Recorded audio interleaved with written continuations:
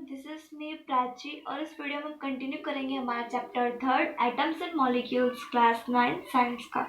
So let's get started. इस video में हम पढ़ेंगे मॉलिक्यूल्स के बारे में। हमने एटम्स के बारे में अच्छे से पढ़ा है और आई होप आप सबको अच्छे से समझ में भी आया हो।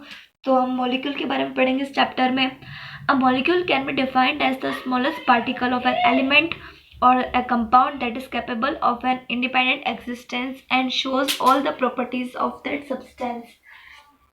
मॉलिक्यूल को हम एक छोटा सा पार्टिकल मान सकते हैं किसी भी एलिमेंट या किसी भी कंपाउंड का, जो कि कैपेबल होता है उसकी इंडिपेंडेंट एग्जिस्टेंस के लिए, और वो उसकी जिस and shows all the properties of that substance. जो भी सब्सटेंस होता है मॉलिक्यूल्स का, उसके सारी प्रॉपर्टीज हमें शोज करता है, दर्शाता है। जैसे कि ओ यानी ऑक्सीजन, ठीक है। हम कहते हैं ये क्या ऑक्सीजन का एटम है, लेकिन जब हम यहाँ पे 2 जोड़ते हैं तो हम क्या कहते हैं ऑक्सीजन का मॉलिक्यूल है। क्या है ऑक्सीजन का मॉलिक्यूल। तो कंफ्यूज नहीं होना, ओ या फिर O2 अलग अलग है। जब 2 एटम्स ऑक्सीजन के कंबाइन होते हैं तो वो एक मॉलिक्यूल बनाते हैं और हम उसे ऑक्सीजन का मॉलिक्यूल कह सकते हैं। हम इसे O2 भी कहते हैं, ऑक्सीजन गैस। बहुत बार न्यूमेरिकल में आपके आगे आएगी कि O2 का बताइए, आप इसका एटॉमिक मास बताइए, तो आपके कन्फ्यूज हो जाते हो कि ऑक्सीजन गैस लिखकर का तो आप O ही मान लेते हो, 16U ही मान लेते हो, ये गलत हो जाता है, ठीक है। तो आपको O2 बता रहे तो आपको उसको 16 से इंटू करना होगा, ठीक है।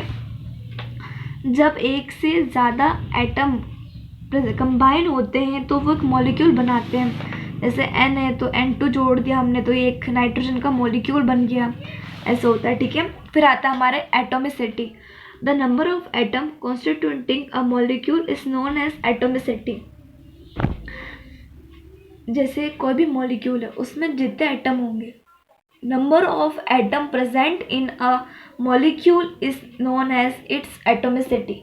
जितने नंबर ऑफ एटम किसी भी मॉलिक्यूल में प्रेजेंट होते हैं वो उसके एटोमिसिटी कहलाते हैं। जैसे हाइड्रोजन है, इसके मॉलिक्यूल में 2 एटम प्रेजेंट होते हैं तो हम क्या कहेंगे डायएटॉमिक। अगर फॉस्फोरस है उसमें 4 एटम प्रेजेंट होते तो हम उसे टेट्राएटॉमिक कहते हैं। सल्फर है उसमें 8 एटम प्रेजेंट होते तो हम उसे ऑक्टाएटॉमिक कहते हैं।